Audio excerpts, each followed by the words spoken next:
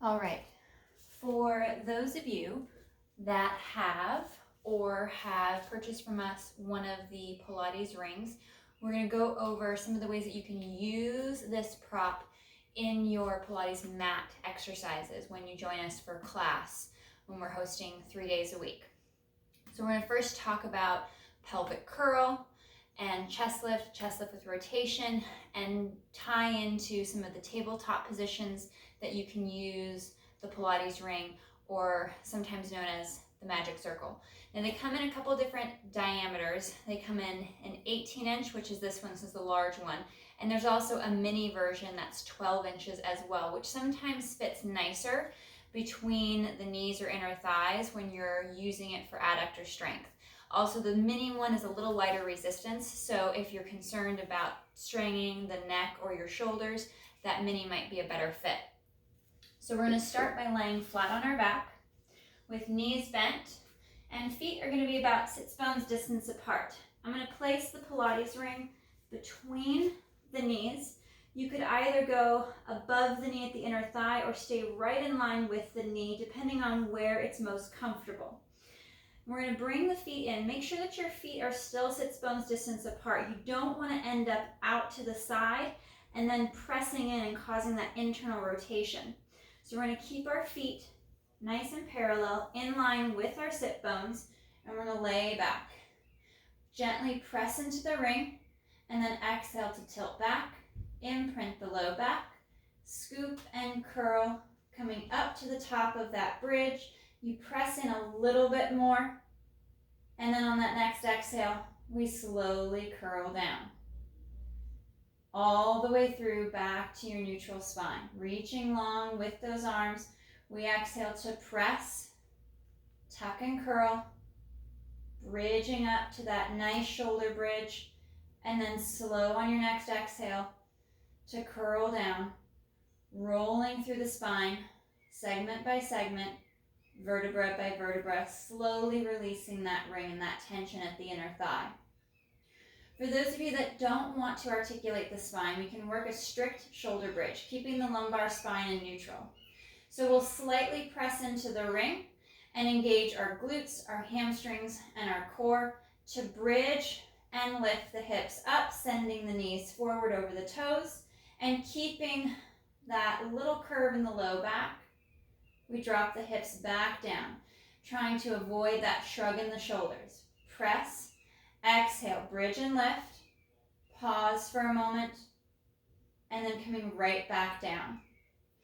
We can also add some nice pulses at the top of our bridge or our pelvic curl. Coming up to the top of that bridge or curl, we'll hold here. Ribs and abs knit in. We draw navel to spine, and we work our small, smooth, as much control as we can bring to the movement, these little adductor pulses. Keeping the glutes engaged, cores active, controlling that ring as best you can, and then either articulating or curling back down or dropping down into that neutral spine.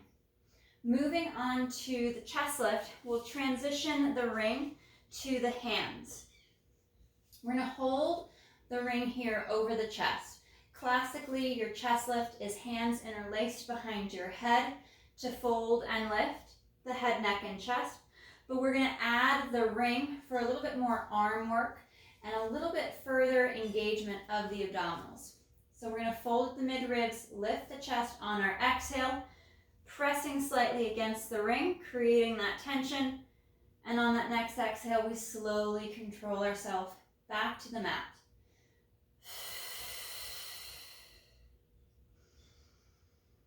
Trying to keep the rib cage knitted in.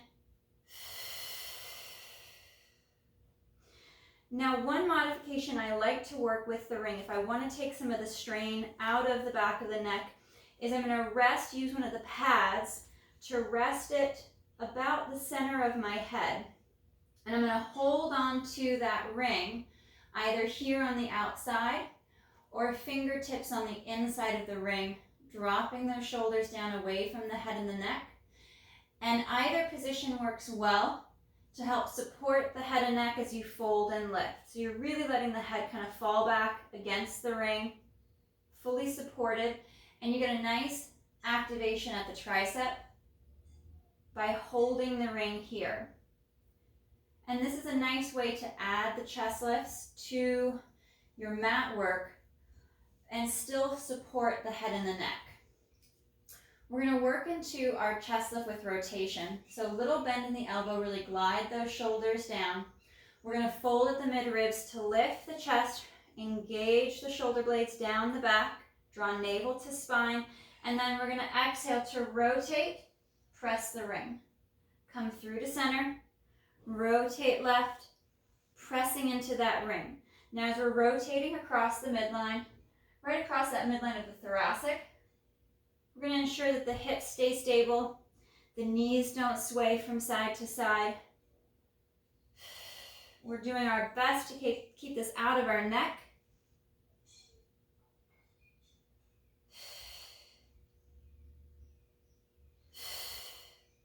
And again, you could use the ring to support the head once again.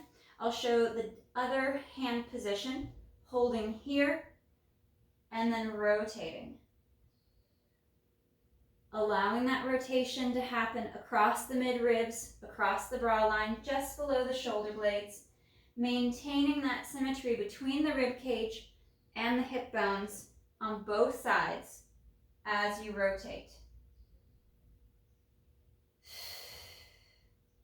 Now, if you have two rings, you could be working both a ring at the knee for the inner thigh, as well as in the hand, to focus on that adductor connection, drawing up through the pelvic floor, those lower abdominals, as well as adding that additional arm strength to that chest lift.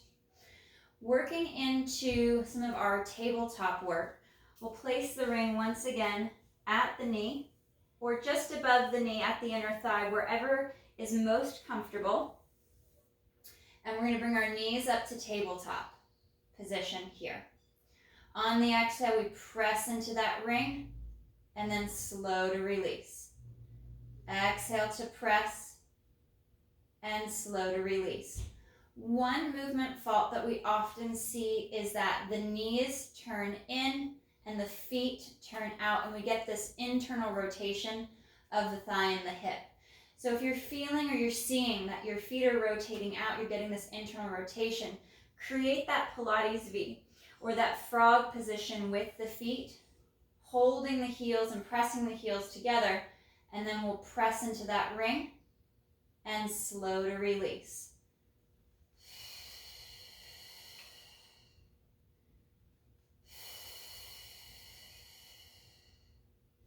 We can also transition the ring just above the ankle bone, and we're going to press adductors, drawing the whole leg in. That nice small little press. Don't worry about over compressing the ring. It's going to give you a little bit of feedback. You're going to get a little shake or a wobble in the ring. You want to try to control that shake and that shift as much as you can.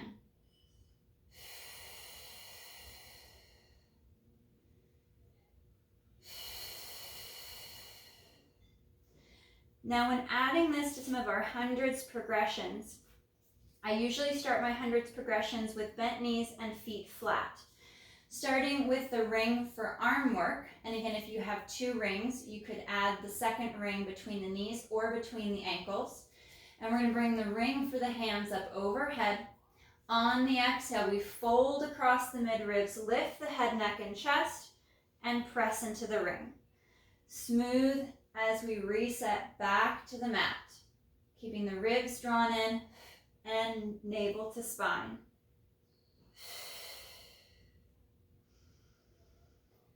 And then we move through our different leg positions.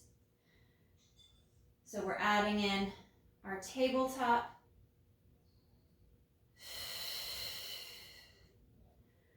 or we're adding our single leg,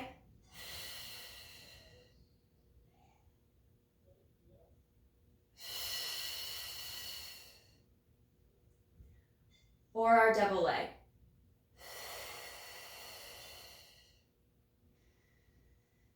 Now to change this to adductor, if you only have one ring, holding in tabletop position, our arms come back overhead, and on the exhale we fold and lift the head, neck, and chest and press into that ring. Slow to unwind, slow to reset, and again you can take that small V position with the feet.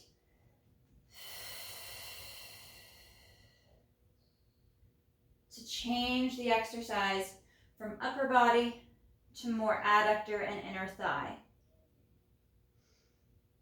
Moving the ring to just above the ankle, we come to tabletop. Arms are going to come overhead, and as we fold and lift the head, neck, and chest, coming up into that chest lift, the legs are going to reach forward and we'll press into that ring. Slow and controlled as you come back.